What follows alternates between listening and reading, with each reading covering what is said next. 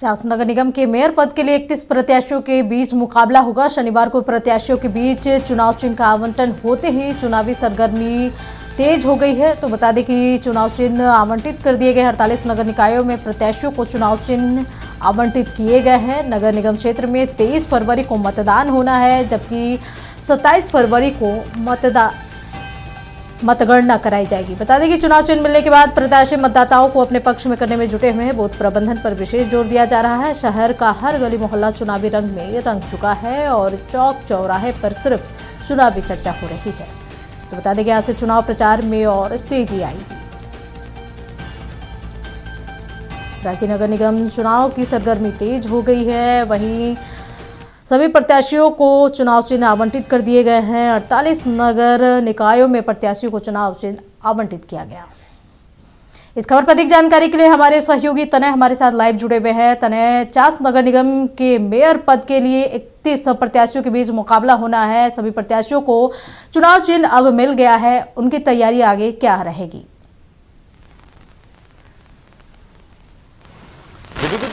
तमाम जितने भी नगर निकाय हैं, सभी के मेयर पद के उम्मीदवारों को कल चुनाव चिन्ह आवंटित किया गया। रांची की बात करें तो रांची में भी 9 जो उम्मीदवार हैं उनको माफ़ करें 11 जो उम्मीदवार हैं उनको चुनाव चिन्ह आवंटित कर दिया गया है। रमा खलको को बेंच दिया गया है, वहीं रोशनी खलको को बिस्किट और ऐसे तमाम लोगों को अलग अलग चुनाव चिन्ह दिया गया। आज से चुनावी प्रचार का दौर जो है वो शुरू हो जाएगा। तमाम जो लोग हैं, प्रत्याशी हैं, वो जनता के बीच जाएंगे, वोट अपील करेंगे, अपने चुनावी मुद्दों को रखेंगे और कहीं ना कहीं अपनी ओर अपने जो भी मुद्दे हैं उनके साथ लोगों को बांधने की कोशिश करेंगे, एक समन्वय बैठाने की कोशिश करेंगे, चाहे वो डेमोग्राफिक वे में हो चाहे दूसरे तरीके से हो। हर तरह से प्रत्याशियों की जो एनालिसिस रही होगी उसके अनुरूप अब काम होगा और कहीं ना कहीं तमाम जो प्रत्याशी हैं वो फील्ड में उतरना शुरू भी कर दिए हैं, लोगों के बीच जाना शुरू कर दिया है और अपने अपने मुद्दों को लेकर जो है लोगों को बता रहे हैं कि क्या समस्याएं हैं, क्या दूर करनी है। लोगों से जान रहे हैं कि उनकी क्या समस्या है, उनको उनका निराकरण कैसे होगा। इन तमाम चीज़ों पर भी लगातार जो लोग प्रत्याशी हैं वो वार्ता कर रहे हैं।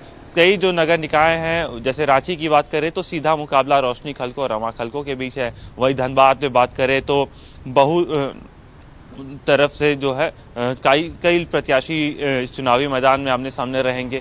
हजारीबाग में भी त्रिकोणीय मुकाबला होता नजर आएगा। तो हर नगर निकाय चुनाव की अलग चुनौतियां हैं, लेकिन एक बात साफ है कि आज से जब चुनावी प्रचार का दौर शुरू होगा तो जनता के बीच तमाम प्रत्याशी उतरेंगे और अपने अपने जो चुनावी मुद्दे हैं वो रखते नजर आएंगे। तेरे सीधी टक्कर रांची में मेयर पद का देखा जाए तो रोशनी खलको और रमा खलको के बीच देखा जा रहा है, लेकिन धनबाद में ये मुकाबला थोड़ा कठिन देखा जा रहा है क्योंकि बीजेपी समर्थित उम्मीदवार संजीव अग्रवाल है, वहीं संजीव सिंह इंडिपेंडेंट लड़ रहे हैं, जबकि वो भाजपा के हैं। क्या लग रहा है कि इस बार कड़ी टक्कर मिलेगी या फिर इसका फायदा कोई और को मिल जाएगा?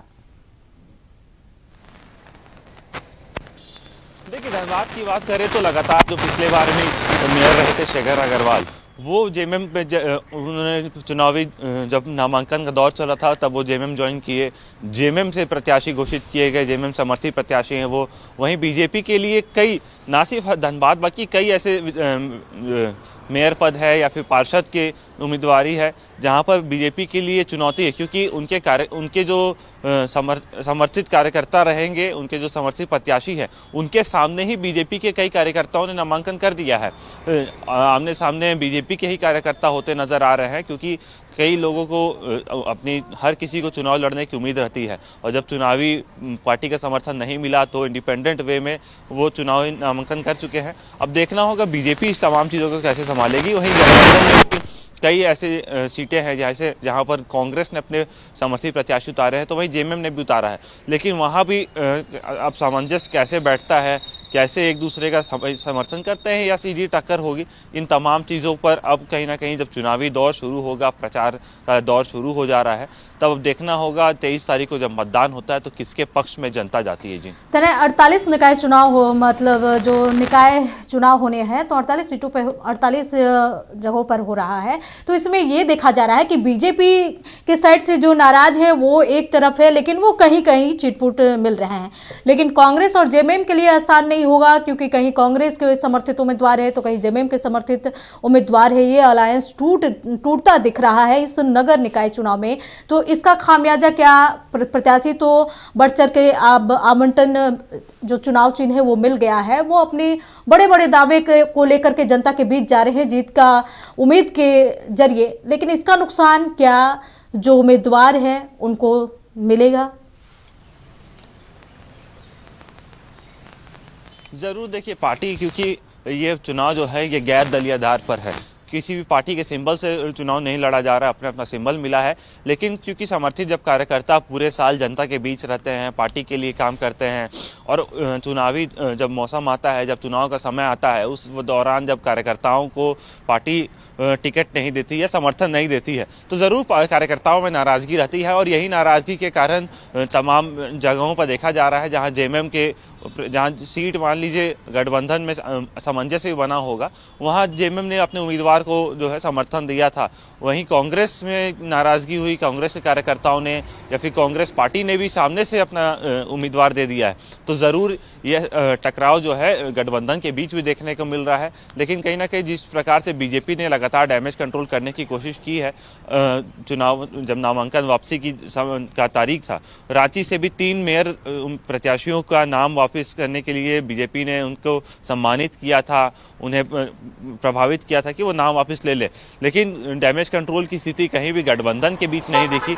जो लगातार टकराव देखने को मिल रहा था वो बरकरार है। और अब जो उम्मीदवार है वो एक ही सीट पर जेएमएम के भी है और कांग्रेस के भी है।